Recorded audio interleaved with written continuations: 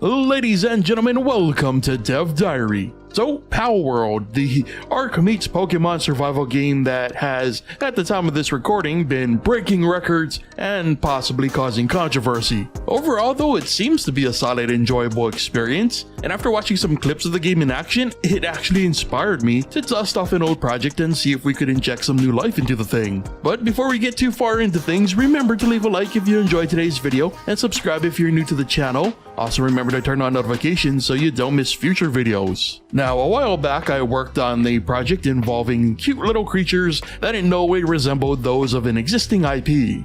The general idea was to have these creatures throw down in a battle royale of sorts. But ultimately, as fun as it was to make, we hit a creative wall as to the player's part in the game and which direction to take the project. Well, after seeing Palworld, perhaps survival elements are what's been missing. Let's find out. So first and foremost, this is an older project, so if you'd like to get caught up, there's a link to the playlist in the description. We're still sticking with all the mechanics presented in those videos, and for the sake of staying on schedule, the goal was to see how far I could get in roughly 2 hours of dev time. And obviously, the first thing we'd need to make this a survival game were resources. So trees and rocks were added to the game. Now, in similar fashion to Palworld, our monsters are our main source of labor. So the player has been given a toggle to order monsters to harvest or fight. This requires the addition of several checks to the monster's code to focus either on resources or enemies, which ended up being a much larger task than anticipated,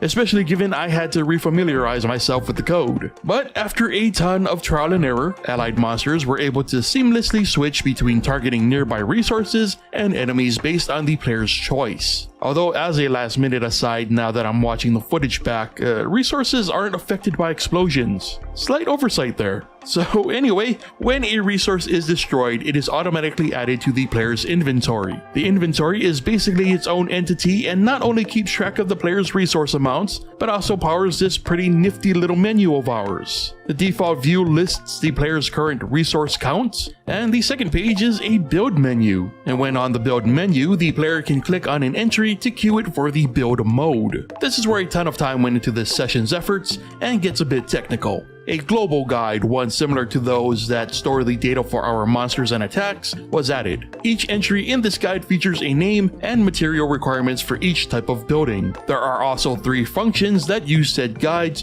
for the building system. The first is the read function, which is used to display the requirements in our menu. As basic as this sounds, my inexperience with manipulating strings made this a major headache. The second function is a check function, which does as you'd expect. It checks and returns whether the player has enough resources to construct their desired building. And finally, there is the spend function, which simply deducts those resources from the player's inventory. Now, these menu functions are paired with a left-click check. If in the menu, the resource check is made, and if it comes back positive, the mode switches from menu to build, allowing the player to place a tile in the world. Or alternatively, choosing the first option will allow the player to remove a tile. The results are a very rudimentary based building system that allows the player to utilize the resources their little friends gather in the world. And that was all I was able to get done in roughly 2 hours of work. It wasn't much, but again, there were a few snags that slowed progress down. Now, does this do anything to inspire a true revival of this project? Not really.